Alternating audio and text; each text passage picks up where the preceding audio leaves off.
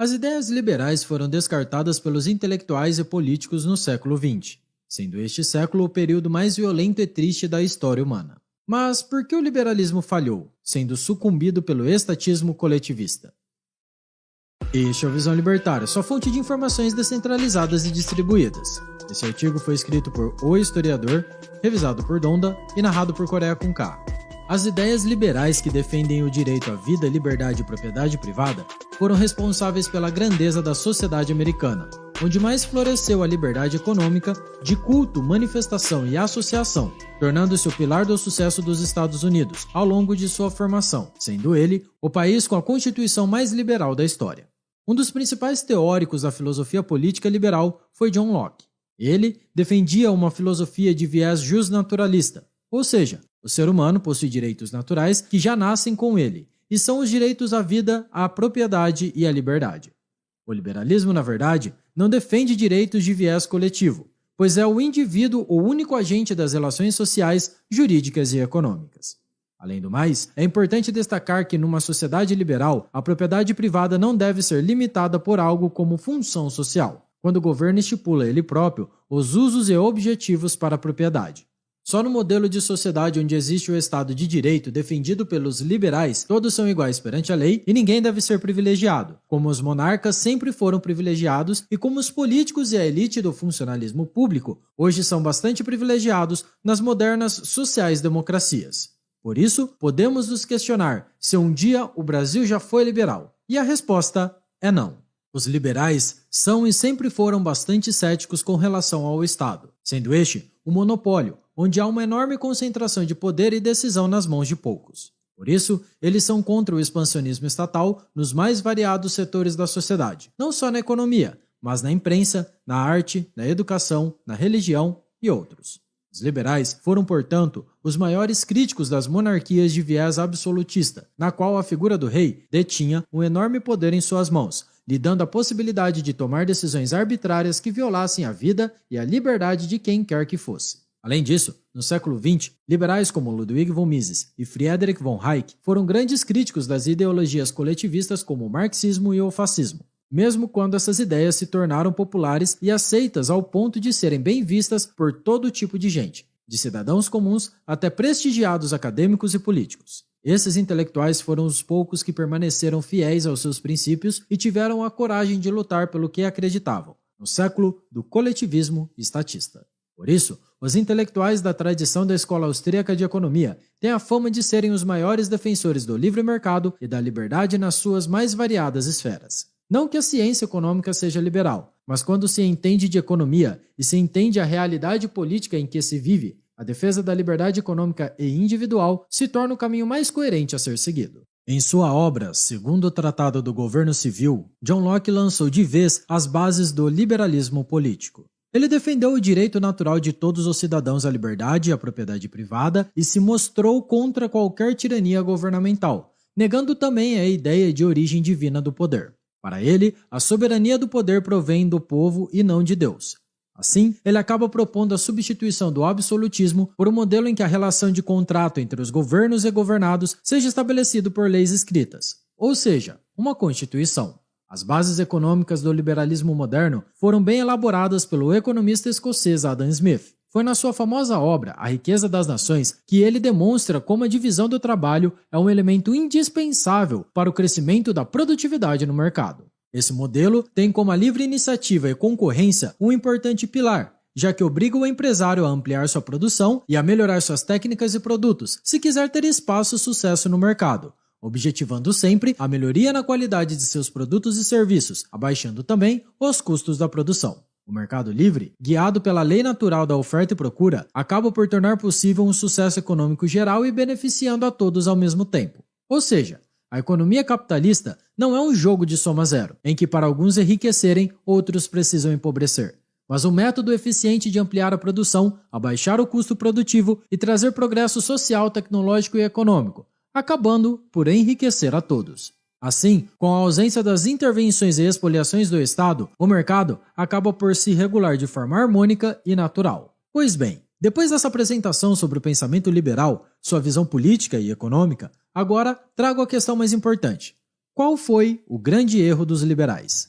Bom, em primeiro lugar, é estranho ao defensor do direito de propriedade privada essa ideia de colocar como garantidor e protetor desse direito o monopólio da violência, que é o maior violador do direito de propriedade: o Estado. Sim, o Estado é e sempre foi o maior violador da propriedade privada, tanto por cobrar impostos quanto por decidir o que pode ser feito, em alguns casos, nas propriedades das pessoas, privando-as do controle absoluto sobre sua propriedade ou por impedir e dificultar que as pessoas possam defender suas casas, fazendas, terras e plantações com armas, como no caso brasileiro. A verdade é que o Estado por si só, ao existir e nos roubar frequentemente como um bandido estacionário sem o nosso consentimento, está violando e relativizando esse direito.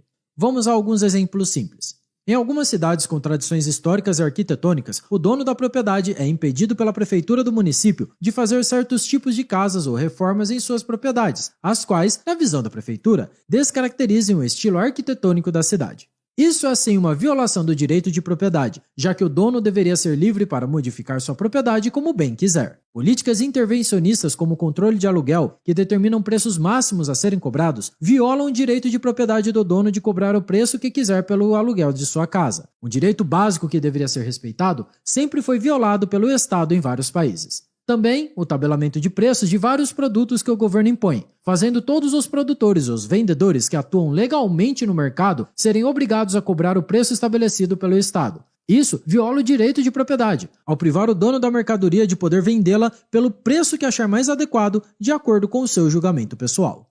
Aqui, trouxemos exemplos simples e frequentes em vários países, mas temos exemplos mais graves em situações consideradas exceções e emergenciais. Agora, a reflexão que fica é: como o Estado, sendo violador e controlador da propriedade das pessoas, pode ser aceito por um liberal clássico como uma instituição legítima o suficiente para garantir e proteger o direito de propriedade privada? Então, não é possível, logicamente, admitir o Estado como um garantidor do direito de propriedade.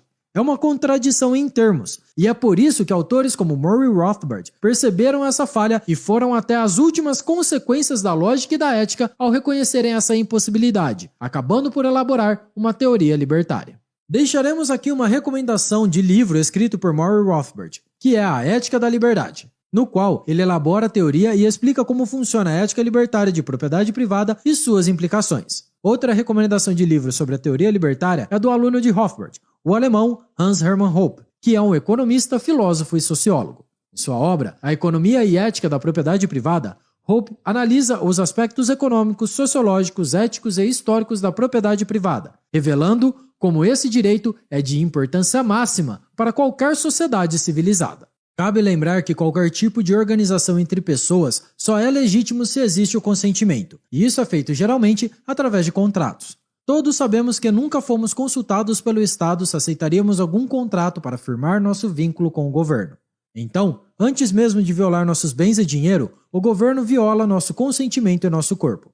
Uma prática abominável que exemplifica outra violação do consentimento do indivíduo é o alistamento militar compulsório. O Estado basicamente sequestra um homem quando ele completa 18 anos, ameaçando-o de retaliações caso ele não aceite servir ao exército, acabando por roubar 1 ano de vida do jovem. Isso é uma violência escancarada, que todos deveriam se posicionar contra. Se as pessoas exercem algum poder numa república democrática, essa política compulsória de alistamento militar deveria ser, no mínimo, objeto de consulta pública, o que nunca aconteceu.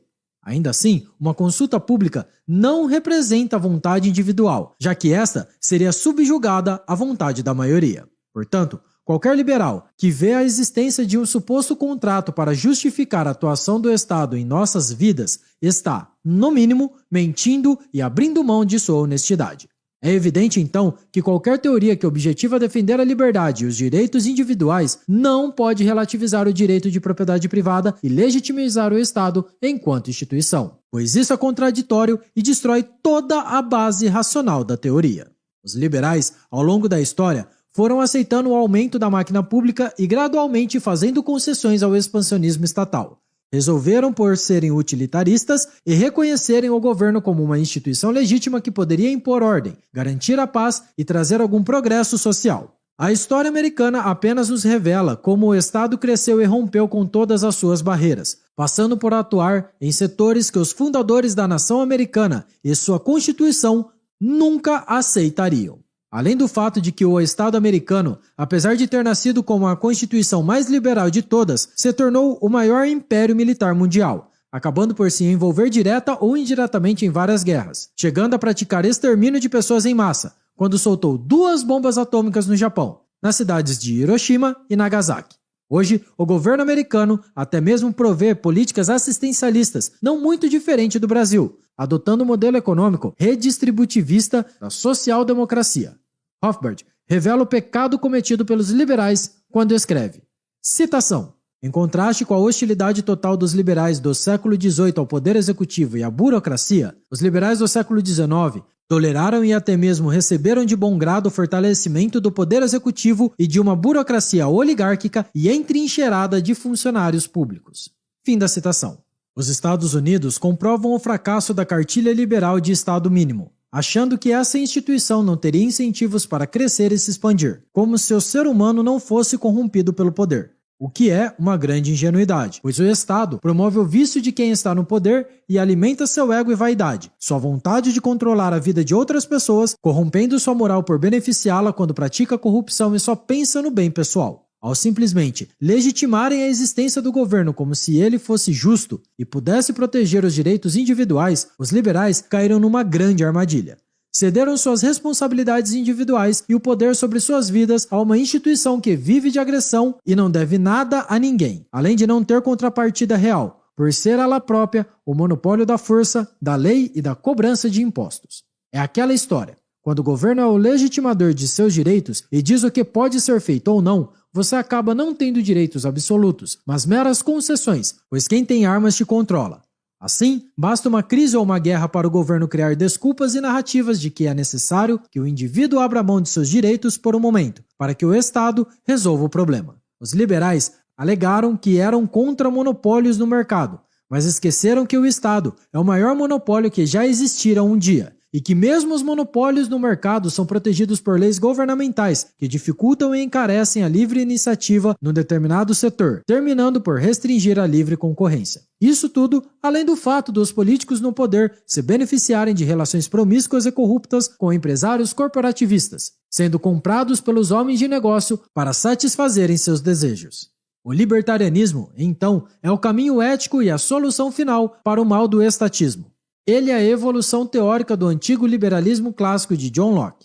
Assim, Rothbard acerta quando escreve, citação, o credo libertário, finalmente, oferece a realização do melhor do passado americano, juntamente com a promessa de um futuro muito melhor, até mais que os conservadores, que muitas vezes se atêm a tradições monárquicas de um passado europeu felizmente obsoleto. Os libertários estão totalmente inseridos na grande tradição liberal clássica que construiu os Estados Unidos e nos legou a herança americana da liberdade individual, um governo mínimo e uma economia de livre mercado. Os libertários são os únicos herdeiros genuínos atuais de Jefferson, Paine, Jackson e os abolicionistas. Obrigado pela sua audiência. Se você gostou desse vídeo, só se gostou, clique no ícone de curtir abaixo e compartilhe em sua rede social. E se desejar ser notificado de outros vídeos, inscreva-se aqui no canal e não se esqueça de clicar no ícone da campainha. Até a próxima!